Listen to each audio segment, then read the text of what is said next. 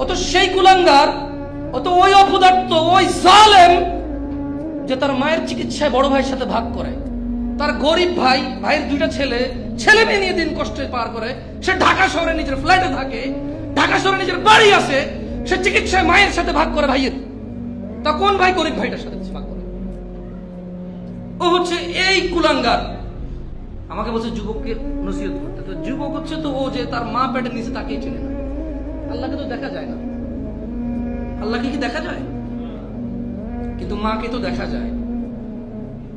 যুবক হচ্ছে ও যে তার বউয়ের কষ্টে কাজা দেয়। আরে তোর ভাবি জানিস, একটা যেমন চাইছি আল্লাহ তেমন দিয়েছে, জানি না কি ভালো কাজ করছি। পেটে যখন বাচ্চা ছিল কি যে কষ্ট, তারপর আমার কষ্ট দেয় নাই। আহারে কষ্ট যদি দেখতি, কিন্তু সে নিজে তার মায়ের পেটে ছিল। তার মা আরো বেশি কষ্ট পাইছে, কারণ অভাবের দিন ছিল। আরে রাজা মহারাজারা কষ্ট পাইছে আগে, এখন তো ফকিরও পায় না। ঢাকা শহরে নাকি ভিক্ষা করে মানুষ 3 তলা বাড়ি করে।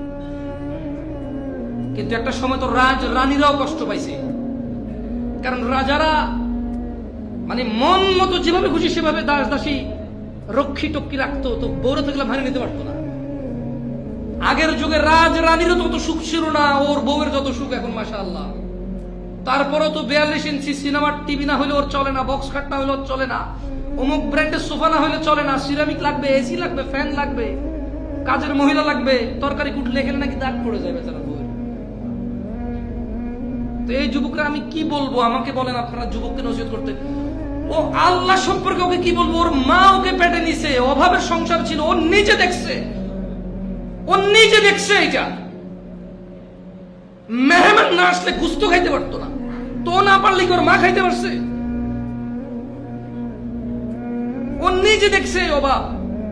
ও দেখছে ওর মা ওর বাপের মায়ের চোটে এই ঘর ফালাইয়া 2 ঘর দৌড়ে যায়, আরেক ঘরে যায় ঢুকছে, ওর বাপ ওখান থেকে দৌড়া নিয়ে আসা ওর মায়ের আবার মারছে। ও দেখছে এই কষ্ট, ও এই কষ্ট দেখছে ওর মায়ের।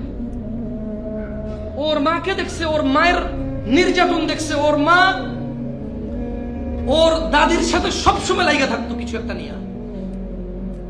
বাচ্চা কোলে নিলে সমস্যা, কাম কাজ নাই, ফলজ্ঞ হয়েছে, মাইয়জ্ঞ হয়েছে, এটা সারাদিন করে থাকবে, দেখায় আমরা লাজও পালি নিয়ে দোষটা।